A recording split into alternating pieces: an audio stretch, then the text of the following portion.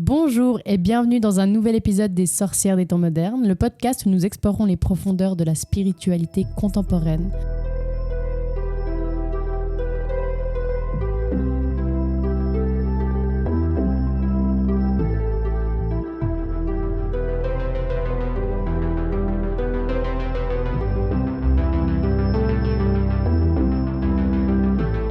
Je suis Stéphanie Goulitia et toujours accompagnée de mon acolyte Dariane Dougou, vos sorcières dédiées à démystifier et explorer les pratiques ésotériques pour vous accompagner dans votre cheminement spirituel. Aujourd'hui, on va se plonger dans le thème puissant de l'ancrage et de la protection énergétique. C'est comme ça qu'on débute la saison 2, épisode 1. Coucou Dariane. Coucou Stéphanie. Comment ça va ? Ça va et toi ? Toujours la même routine pour commencer nos épisodes. Oui, ça prend toujours un peu de temps. Hein. Est-ce qu'on démystifie d'entrée de jeu que l'ancrage ? On n'est pas ancré. Non, c'est vrai qu'on a toujours... Mais c'est pas un problème d'ancrage, on a juste un peu de peine à se remettre. Là, on a eu une longue pause aussi. Oui, c'est le retour. On n'a pas tourné depuis 2 mois ? Au moins, je pense, ouais. Ouais, hein. Donc ça fait quand même un petit... J'ai l'impression qu'on refait le premier... on se retrouve à la première fois où on a fait ça. Oui, toujours un peu je suis dans la même énergie. Oui, mais aussi. En fait, j'ai beaucoup de hâte et j'ai peur qu'on soit pas à la hauteur parce que j'ai envie qu'on fasse bien. Mais je suis sûre qu'on peut compter sur toi, Dariane, aujourd'hui pour nous parler du coup particulièrement de l'ancrage. Pourquoi est-ce qu'on commence la saison 2 avec ça ? Alors, on s'était dit, quand on a discuté justement, on a essayé de garder une ligne, une cohérence entre les thèmes abordés, comme lorsqu'on a fait la première saison. Et c'est vrai que là, vu qu'on va vraiment rentrer dans plus de la pratique que de la théorie, c'est important d'avoir justement cette évolution, entre guillemets, assez juste. Et pour moi, pour nous, ce qui en était ressorti, c'était vraiment que l'ancrage, c'est quelque chose de primordial en fait, à toute pratique spirituelle. Et au-delà des pratiques spirituelles, c'est une chose qui est primordiale, tout simplement, c'est vrai. Pour se sentir bien en fait, dans sa vie de tous les jours. J'ai l'impression que tu me fais la morale parce qu'on en a discuté en off avant de commencer l'épisode. Non, après, ouais. Pour des personnes qui pratiquent beaucoup, c'est vrai qu'en ce moment, j'ai un peu moins donné de mon temps là-dedans et je me sens moins ancrée. Du coup, je suis hyper contente qu'on aborde le sujet parce que ça va me faire une très bonne piqûre de rappel pour moi, qui connaît très bien le fonctionnement et l'importance, mais comme toute personne sur cette terre, il y a des moments où je suis une moins bonne élève. Voilà. Ça arrive, c'est normal. Le but étant d'arriver à un moment donné où ces choses-là deviennent, j'allais dire, tellement ancrées en fait, qu'il n'y a même plus besoin de porter nécessairement son attention dessus. Quand je dis de porter son attention dessus, ça veut... Il y a des choses qui se font naturellement. Voilà, et à un moment, c'est plus quelque chose de réfléchi et on va de toute façon avoir une spontanéité à... Je pense que je l'ai d'ailleurs. Hein. J'ai pas totalement tout perdu. Jamais. Non, évidemment, mais... J'imagine qu'il y a des moments où c'est important de le conscientiser. Oui. On revient très bien sur tout ce que traitait la saison 1. Exactement. C'est la conscience. Mais c'est très juste, c'est exactement ça.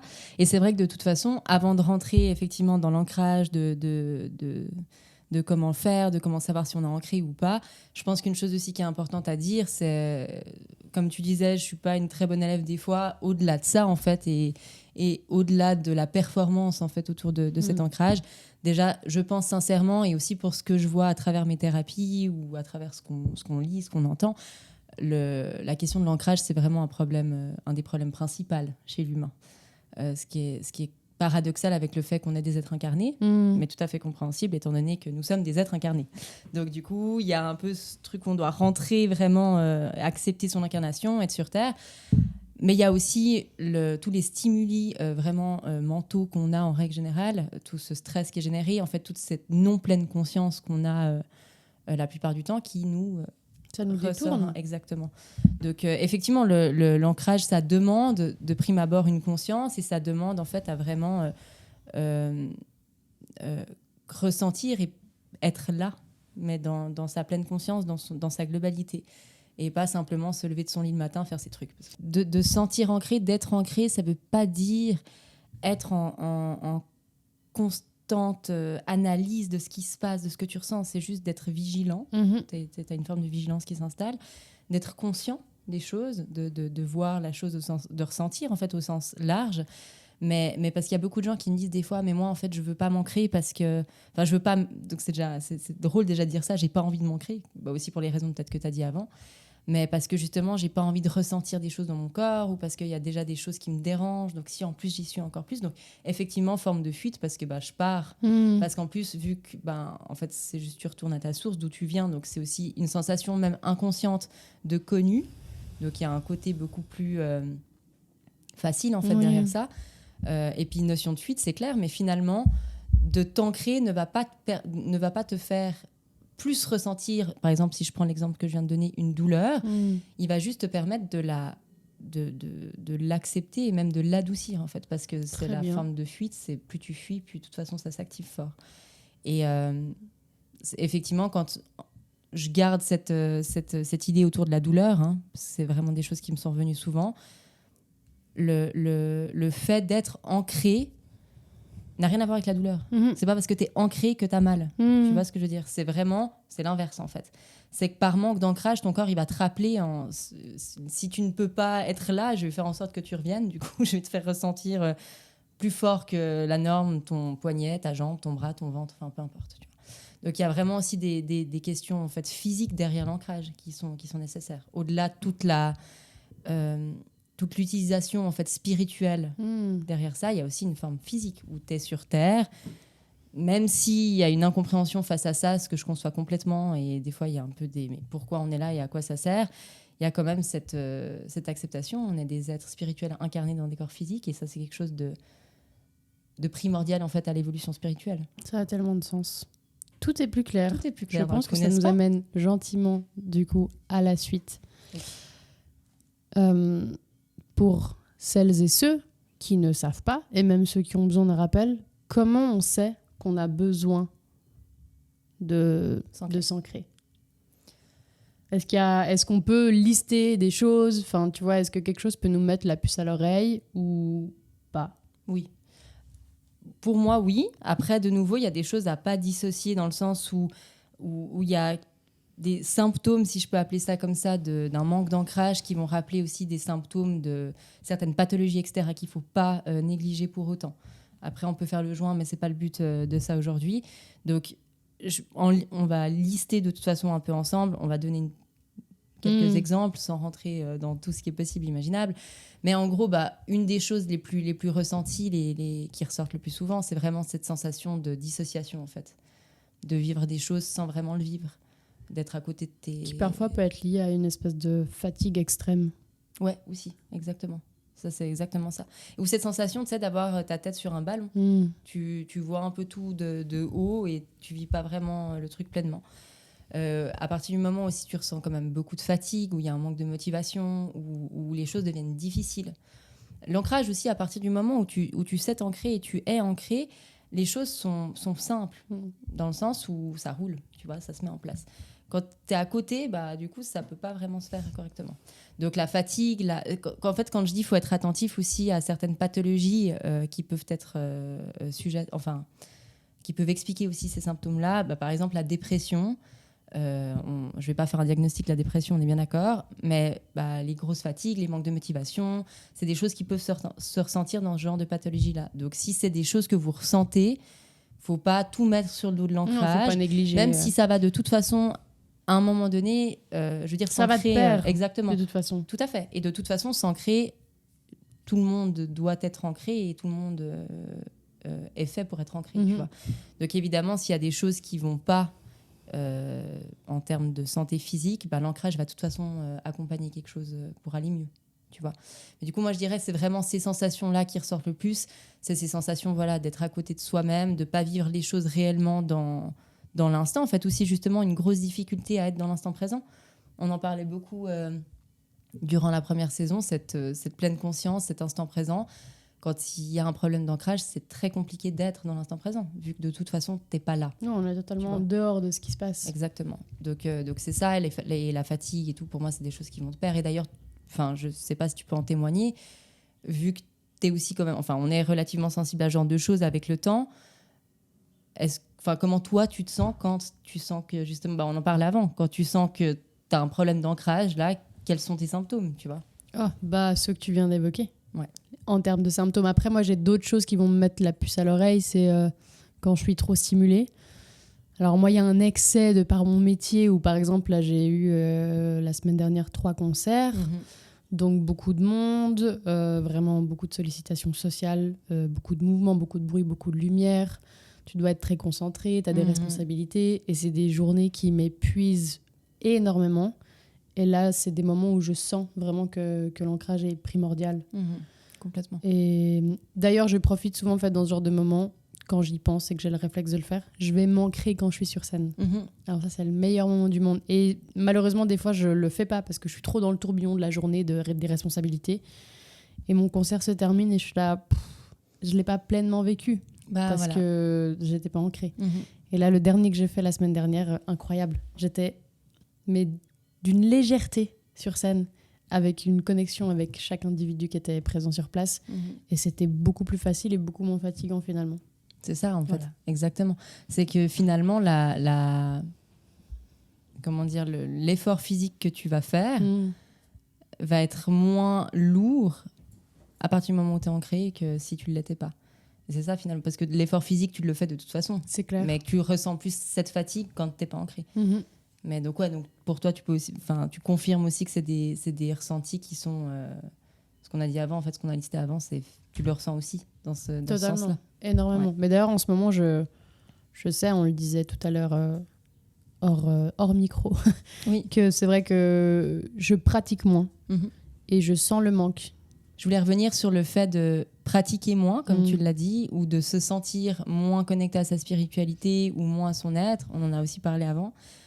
Il ne faut pas oublier que la spiritualité, du coup, c'est la quête de soi, c'est son être. Donc, de ne pas pratiquer. Donc, quand on parle de pratique, toi, tu parles de pratique typique... on va dire rituel. Rituel, voilà, ritualisé. Ça ne fait pas de toi un être moins spirituel parce que du coup, tu restes connecté à toi. Par contre, effectivement, si tu te sens déconnecté, donc ça va aussi avec cet ancrage, etc., là, effectivement, il y a un espèce de... Il y a une dissociation légère qui se fait avec ta spiritualité, mais encore pas totalement. Vu que je répète, on est des êtres spirituels, donc de toute façon... Oui, on perd jamais notre spiritualité totalement, mais ça reste quelque chose qui s'alimente, qui s'entretient, qui s'investit en fait. Qui s'investit absolument. Et si tu l'ignores, l'univers va t'ignorer aussi d'une certaine façon. Et ça demande une forme de discipline, je pense, qui est très importante aussi. Mais c'était aussi pour rappeler, je crois qu'on ne l'a jamais dit, et je pense que c'est vraiment important de le poser là, d'être spirituel va pas forcément avec le fait de faire des pratiques dites spirituelles. On en a parlé l'autre fois, je ne sais pas si tu te souviens. Oui. J'ai eu la chance de faire une formation absolument incroyable cet été, et ça c'est justement quelque chose qui m'a été rappelé, et je me suis dit, mais en fait oui, et je pense qu'il faut vraiment le dire. Il y a beaucoup de gens qui vont tirer les cartes ou qui vont travailler même avec des pierres ou même avec des énergies, même de la médiumnité ou peu importe. Et du coup, on va directement se dire, c'est des êtres hyper spirituels. Alors que pas forcément. Pas forcément. Voilà. Et ça, je pense que c'est vraiment important de le poser parce que c'est pas parce que on fait des choses comme ça qu'on est spirituel. De nouveau, spirituel, c'est la connaissance de soi, de son soi profond. Donc, c'est pas des choses qui vont forcément ensemble. Bien évidemment que si, en plus de ça, tu es un être spirituel où tu travailles vraiment cette connaissance de toi-même, que tu évolues sur cet éveil de conscience et tout ça, les pratiques que tu vas avoir vont être encore plus belles et plus justes. Mais tu peux faire des pratiques sans être connecté à toi. Par contre, ça sera des pratiques faites aussi beaucoup par le mental et par l'ego, donc c'est des choses qu'on ne veut pas. Mais du coup, je pense que c'est important aussi pour... des fois, on a tendance un peu à se dire aussi, cette personne, elle fait ça, elle est hyper spirituelle. Non. Comme pareil, si toi, tu veux te lancer dans... je trouve qu'il y a un exemple parfait, permets-moi de te couper. Les gens qui font du yoga. Ouais. Tu vois, souvent, moi, personnellement, dans mon... Pas tous les gens. Hein. Non, bien sûr. On appuie bien ça. Bien sûr, mais tu vois, pour moi, le yoga est une pratique spirituelle. C'est mon point de vue. Mais je me suis rendu compte que plein de gens pratiquent le yoga, ils sont dans le corps, ils sont dans le mental, mais ils ne sont pas dans la spiritualité. Et que, en fait, c'est ça. Il y a pour moi, c'est le bon exemple. Oui, exactement. Il y a plein de petites choses qui sont que l'inconscient collectif ou que le conscient même a déposé en étant des pratiques spirituelles. Soit parce que c'est des pratiques spirituelles anciennes, mais qui sont remises un peu au goût du jour et occidentalisé. Quelque chose comme ça. Il y a toujours des petits bugs avec les mots. Et du coup, effectivement, en fait, de faire ça ne veut pas dire que tu l'es. Tu vois, alors, nous, ce qu'on peut juste vous dire, c'est incarner pleinement ce que vous faites. Donc, si tu veux commencer à te lancer dans des pratiques spirituelles, sois un être spirituel. Parce que, en termes de cohérence, moi, pareil, je rebondis sur ma formation de cet été où on a énormément parlé de la cohérence. Et on a un peu cette doge très connue de les cordonniers les plus mal chaussés. Tu vois. Et du coup, on est un peu habitué à se dire c'est normal que cette personne, elle t'apprenne ça, mais elle ne sait pas le faire, c'est normal. Presque, on va lui donner une validité plus élevée parce qu'elle ne sait pas le faire. Ouais. En fait, c'est aberrant. En termes de cohérence, si tu veux transmettre quelque chose, si tu veux être dans le soin, si tu veux être dans l'amour, dans la bienveillance ou juste dans l'apprentissage, tu dois être cohérent. On ne peut pas venir sur des... Et d'ailleurs, nous, il y a eu un moment donné où on l'avait dit d'ailleurs dans nos épisodes, on a eu un petit temps de pause aussi sur nos épisodes, tout simplement parce qu'on ne se sentait pas... On traversait des périodes un peu compliquées les deux.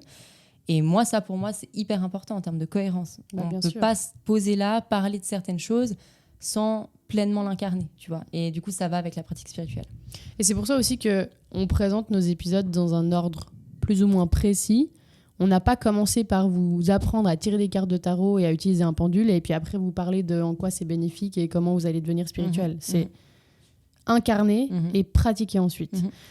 Ça me fait penser, j'ai eu une discussion assez importante avec ma chérie dernièrement, et je lui ai expliqué un truc, encore une fois, ça, beaucoup lié à ma carrière, mais je préfère être avant d'avoir. Tu sais, j'attends pas d'avoir la vie de gloire, les stades et les grandes scènes pour être la star. Bah oui. En utilisant des grands mots, tu vois. Je me comporte et j'agis déjà, et je mets ma musique vraiment à un stade élevé de mes attentes pour avoir ces choses que je souhaite. Et je trouve que là, en fait, tout ce qu'on est en train d'expliquer quant à la spiritualité, ça se tient. C'est vraiment être pour avoir et pas avoir pour être. Oui, voilà. C'est très beau, et tu as tout à fait raison. Je pense que c'est important de pas aussi aller rechercher ça à l'extérieur, tu vois. Et c'est exactement ce que tu fais finalement. C'est que tu es suffisamment en confiance et en amour avec toi pour ne pas avoir besoin de quelque chose qui va te dire si oui ou non tu mérites de. Vibre-le, sois-le, et ça sera. Enfin, tu vois. C'est beau. Oui, merci. Sans se perdre dans nos discours, parce qu'on sait toujours un peu l'histoire. On pourrait parler pendant 8 heures. Il faut quand même venir à l'essentiel. Voilà. Dariane. C'est moi l'essentiel. Bonjour. Oui, bonjour madame. Ça va pas. Non, l'essentiel de comment on peut s'ancrer. Comment on peut s'ancrer ? Tu vas nous le dire. Je vais vous le dire. Je vais peut-être même vous le lire, ou alors je vais me laisser aller. Comment s'ancrer ? En conscience. Déjà, ça c'est un mot, on pourrait se le tatouer sur le corps, mais en conscience. Déjà, c'est le plus important. Quand on ressent un peu tout ce qu'on a listé avant en termes de fatigue, de manque de motivation, de dissociation un peu avec son corps, etc., la manière la plus simple et ce qu'on fait toutes et tous tous les jours, c'est de marcher. L'ancrage, pour rappel, aussi pour visualiser, parce que ça, on va en parler dans les minutes qui suivent. Vraiment, la visualisation pour s'ancrer, c'est vraiment ces racines qui sortent de la plante des pieds pour entrer dans la terre. Donc la marche, en fait, c'est super pour ça. J'ai envie de rebondir, je peux ? Rebondissez. Mais parce que j'aime bien quand on partage aussi de la pratique, bien sûr, des expériences, des anecdotes. Parce que dernièrement, j'ai eu un petit passage de vie, rien de grave, mais juste un petit peu contraignant. Il y a des choses qui n'allaient pas dans mon sens et j'étais un peu fâchée contre la vie. Et je l'avais même partagé sur les réseaux, j'avais cette envie, tu sais, les gens, ils veulent se péter le crâne, donc ils ont tendance à sortir, boire et toutes ces choses-là qui, moi, ne me parlent pas et ne font pas du tout partie de ma vie. Et qu'est-ce que j'ai fait pendant une semaine ? Tous les matins, je sortais marcher 1-2 heures. J'avais besoin. En fait, quand je croyais que j'étais une mauvaise élève et que je pratiquais pas, je pratique de ouf. J'ai des très bons réflexes même. Mais c'est juste que je suis tellement capable d'aller encore plus loin que j'ai l'impression de toute façon faire moins de ce que régresser. Voilà. Ouais. Mais la marche, totalement. Oui. Qu'est-ce que ça m'a sauvée ? Bien sûr. Ça m'a fait un bien fou. l'air, le lac, parce que bon, on a quand même la chance d'habiter au bord du Léman. Enfin, oui, pas vraiment, mais du moins on en profite, c'est proche de chez nous. Bien sûr. Et incroyable comme c'est réparateur, parce que tout d'un coup, tout était plus léger. Je me sentais en cohésion avec le monde dans lequel je suis, avec ma vie. Tout d'un coup, j'étais là, en fait, tout va bien. Je marche. C'est ça, exactement. Et ça aère l'esprit, ça aère le corps, c'est vraiment... Ouais, puis ça te permet aussi de c'est déposer, régénérateur. tu sais. Ouais. Tu peux vraiment... c'est vraiment ça aussi, tu peux déposer à la terre, en fait, tes charges et tout ça. Et effectivement, la marche, ça permet de bouger beaucoup de choses, que ce soit énergétiquement ou de manière physique aussi. Hein. Oui, mais le mouvement, le mouvement, c'est la vie. Le mouvement, ça actionne nos énergies. Ça actionne nos vibrations. Complètement. C'est très juste. Donc, vous êtes une très bonne élève, Madame Stéphanie. Finalement, tout va bien. Finalement. Donc, la marche, c'est effectivement une des manières de s'ancrer, en fait. De nouveau, marche en conscience. Parce que tu marches, prends ton bus comme tous les matins et puis limite tu voles. Tu vois, t'as pas vraiment ton énergie qui est dans tes pieds. C'est vraiment dans le but d'aller à un point A, un point B, ouais, alors que la marche, c'est ce qu'il y a entre le point A et le point B. Oui, j'aurais presque envie en fait de dire la marche méditative, tu vois, ou pieds nus, 1000 fois mieux. Après, on sait qu'on peut pas se balader à pieds nus tout le temps et que là, en plus, bientôt, il va faire froid. Même avec le froid, c'est assez exactement. cool. Mais voilà, donc vraiment pouvoir le faire de cette manière. On est consciente aussi que pas tout le monde a la chance, voilà, d'avoir un environnement aussi entre guillemets naturel à l'extérieur, donc soit des forêts ou des endroits verts. Non, mais je pense qu'on peut toujours trouver que ce soit un parc, un espace vert à proximité de chez nous, quitte à peut-être devoir se déplacer un peu. Tout à fait. Mais il faut savoir aussi que tu peux le faire, enfin quand je parle d'ancrage, donc je parlais de la marche précisément, mais tu peux le faire n'importe où, n'importe quand. Ah, mais même dans un village le soir quand il fait nuit, que c'est mais même chez toi par des concrètement. Enfin, tu vois, je veux dire, il y a plein d'endroits où tu peux le faire. Oui. Mais c'est vrai qu'on a, on a directement cette visualisation qui est en plus très juste, parce qu'effectivement, si tu peux te retrouver dans une forêt, pieds nus, et puis vraiment ressentir le sol contre tes pieds, visualiser tes racines, c'est le kiff total. Par contre, moi, ça m'est arrivé de faire des sessions, enfin des moments d'ancrage chez moi sur mon parquet. Bien tu sûr. vois. Donc, il n'y a pas d'endroit, il n'y a pas d'excuse en fait en termes d'endroit. C'était plutôt pour dire ça.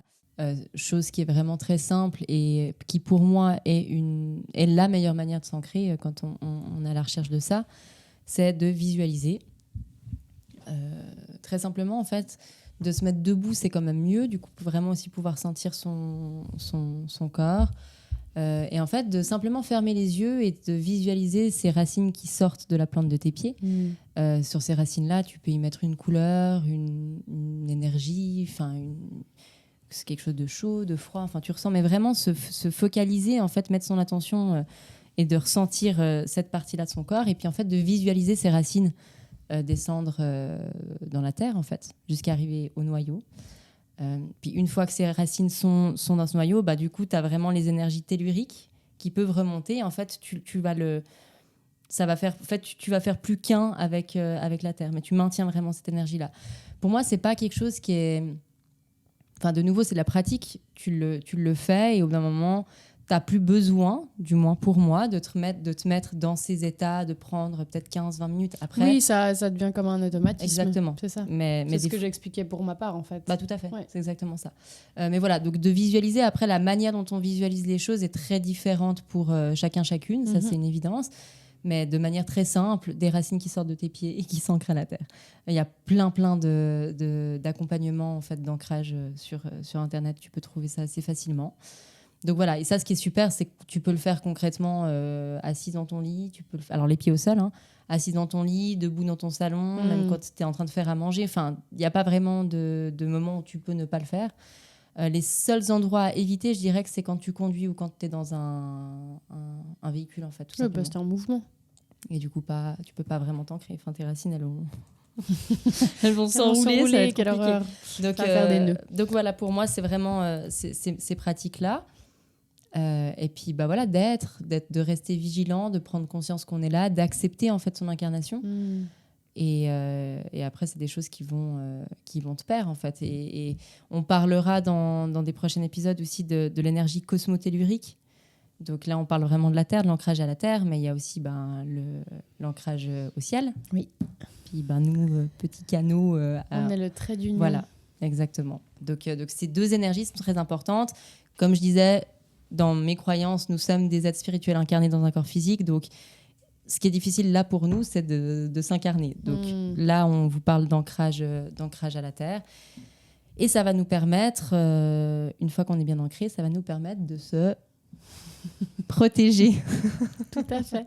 Parce que la protection va de pair avec ça. Bien sûr. Mais quand on dit se protéger de quoi? Se protéger comment? Nous, on se protège tout le temps. Oui. On met des capes. On met des capes. Entre autres. Entre autres. On a plein de petits stratagèmes de protection évidents qui fonctionnent d'ailleurs très très bien. À abuser. Des fois, on a besoin du package un peu plus haut, mais effectivement. En fait, tout simplement, on traverse des énergies en fait tout le temps. Que ce soit là, maintenant, nous, quand tu vas faire tes courses, quand tu prends le bus, quand même tu marches dans la nature. Enfin, il y a des énergies des êtres physiques, il y a les énergies de tout ce que tu ne vois pas forcément, mais de ce que ton énergie ressent et de ce que tu ressens aussi. C'est pour ça que c'est ressourçant d'ailleurs d'aller dans la nature, en général, parce qu'il y a certaines natures qui peuvent parfois aussi être un peu sombres. Les endroits, ouais. Mais dans l'idée, tout ce qui est vert et les animaux vont nous apporter des très bonnes énergies, vont nous recharger, à l'inverse de la ville, du monde, de la cohue qui va dans tous les sens. Ça va vraiment nous affaiblir et c'est pour ça tout simplement que c'est important de s'en protéger. Oui, absolument. Donc, pareil, moi je suis une adepte de la visualisation en tant que bonne hypnothérapeute. Non, mais pour moi c'est important de visualiser les choses parce que c'est aussi notre grand pouvoir. Hein. De toute façon, ta pensée crée, donc ça va avec. Si tu es persuadé de quelque chose, ça fonctionnera. Oui. Là, ça va te perdre. De toute façon, si tu es persuadé que tu es protégé, tu es protégé. Les rituels, pour moi, c'est important. Après, pour d'autres personnes, ça l'est un peu moins. Donc, on ne va pas non plus forcément que ritualiser les choses. Parce qu'en plus, la problématique, entre guillemets, avec les rituels, c'est que si tu l'oublies, ça veut dire que tu ne l'as pas. Tu vois ? Et ça, c'est pas ce qu'on va voir. En fait, on aimerait être protégé tout le temps, on aimerait être ancré tout le temps. Donc voilà. C'est juste qu'il y a parfois des moments où on sent qu'on a un peu plus besoin, parce qu'on traverse des choses, ou tu es un peu fatigué, ou s'il y a des émotions qui ont un peu bougé, puis du coup, tu sens que tu as un peu besoin de boost à ce niveau-là. Donc là, tu peux ritualiser. Mais de nouveau, le but est d'arriver à un état où, en fait, ta protection, elle est de toute façon, on a toutes et tous une protection de base, qui est ce qu'on appelle l'aura. Donc, qui sont ces 7 corps qui sont autour de toi, qui sont là pour te protéger, pour protéger tes énergies, mais aussi ton corps physique. Donc, c'est quelque chose qu'on a toutes et tous. Donc, ça, déjà, c'est important de le soulever. Et en fait, la manière la plus simple de se protéger, c'est vraiment en fait, de rester dans cette cohérence avec son aura, c'est de visualiser en fait, un bouclier, une bulle autour de soi, de lumière. Je parlerai juste des couleurs après parce qu'on peut aussi y mettre des couleurs en fonction de ce qu'on recherche.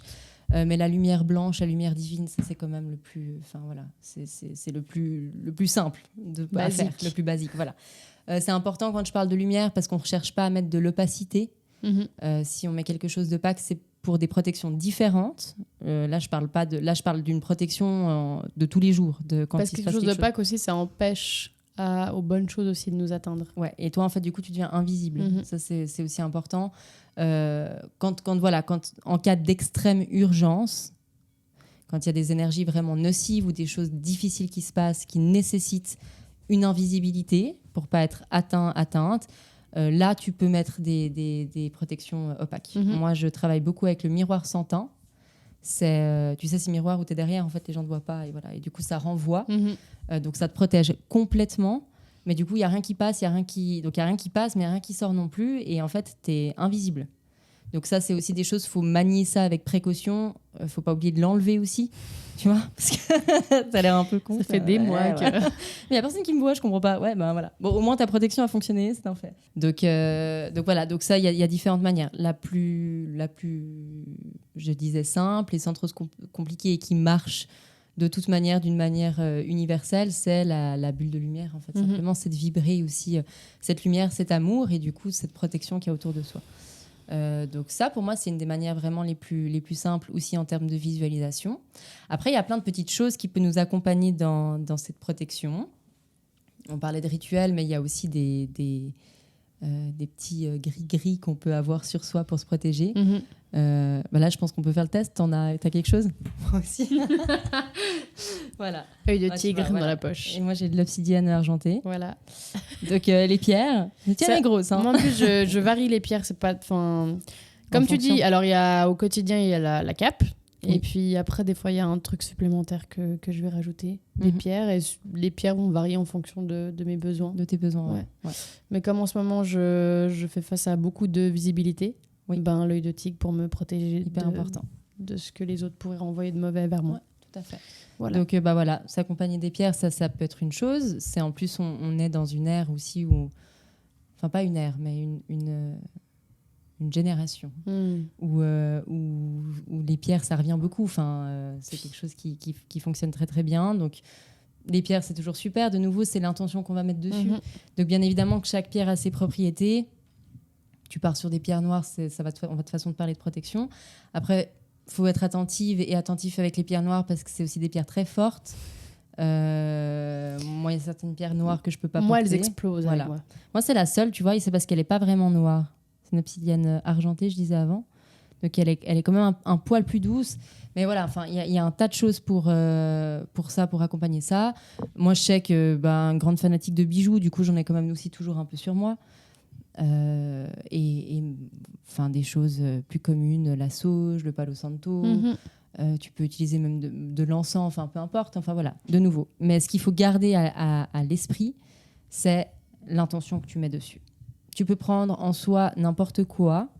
Si tu pars du principe, si tu mets l'intention. Donc l'intention, c'est vraiment ressentir la chose et y croire, en fait, vraiment avec ton cœur, que cette chose te protège. Y croire, pas vouloir, toujours. C'est très... Non, mais c'est doigts en l'air. Oui, mais c'est une subtilité où les gens peuvent vite du coup être frustrés, ça ne marche pas, je veux que, mais non, parce qu'il faut pas vouloir, il faut vraiment incarner, il faut y croire. Comme avec l'être, quand oui, je me rappelle bien, je l'ai retenu. Donc effectivement, donc du coup tu peux tout utiliser. Donc faut aller aussi là où tu te sens à l'aise. Tu vois, nous là on a nos pierres, mais peut-être que quelqu'un les pierres ça lui parle pas. Peut-être ça sera même un collier que tu as l'habitude déjà de porter. Enfin voilà, donc faut vraiment se sentir à l'aise. Mais donc visualiser cette boule d'énergie, ça de toute façon, en plus même en termes de fréquence vitale, c'est primordial. Tu vois. Et ça va de pair. Et de nouveau, on a fait le joint en fait entre l'ancrage et la protection aussi pour ça.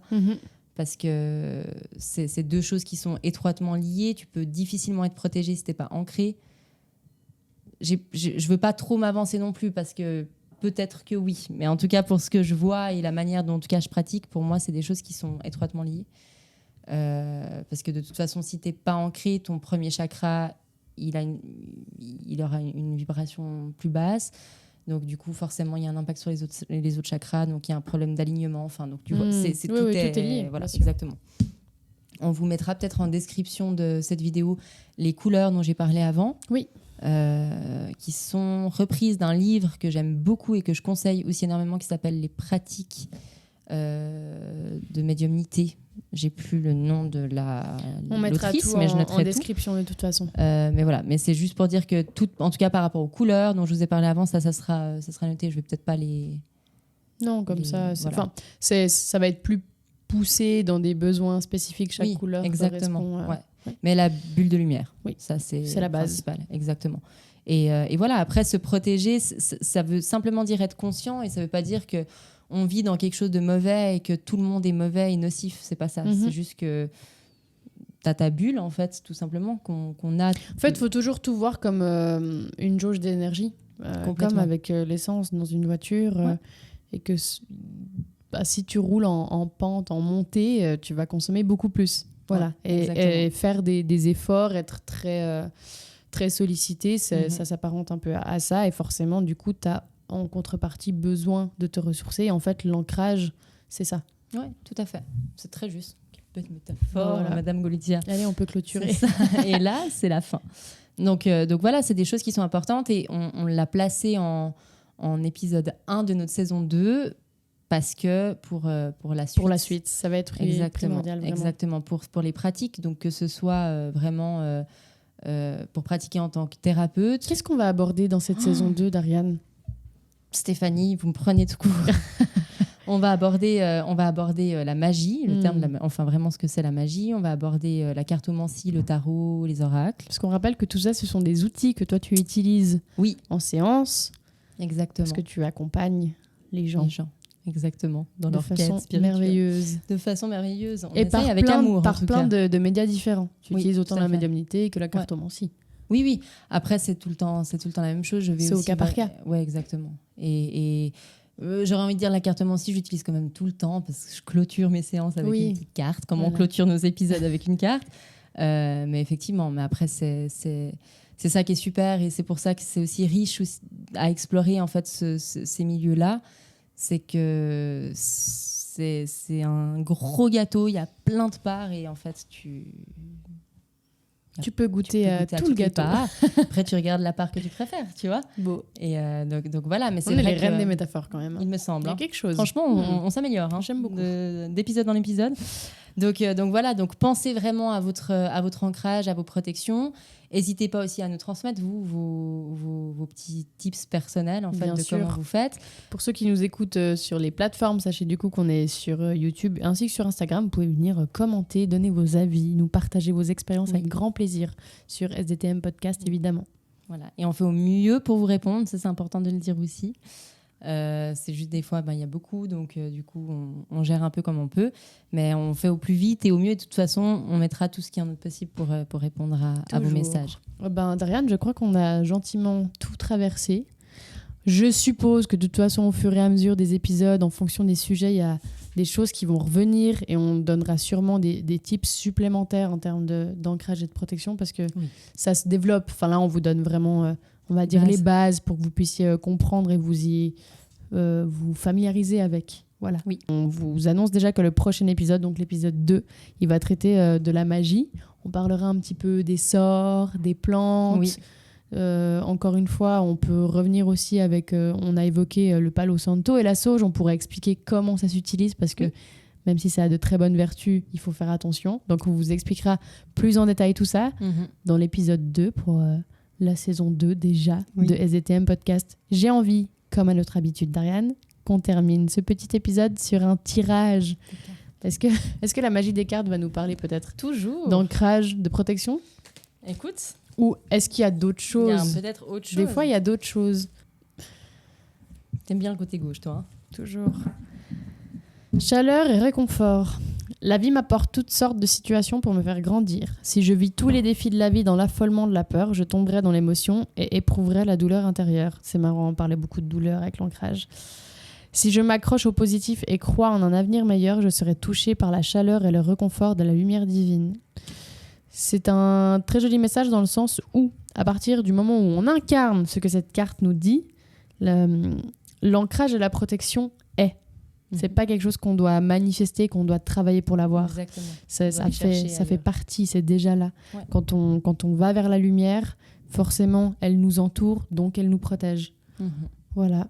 Magnifique. Trop beau. Très belles ces cartes. De toute façon, je les aime beaucoup. Merci. Déjà fini, Dariane. Oui. Je suis trop contente qu'on ait repris les podcasts. Oui. J'adore, c'est un moment de plaisir. Faites-nous savoir si vous aussi vous appréciez.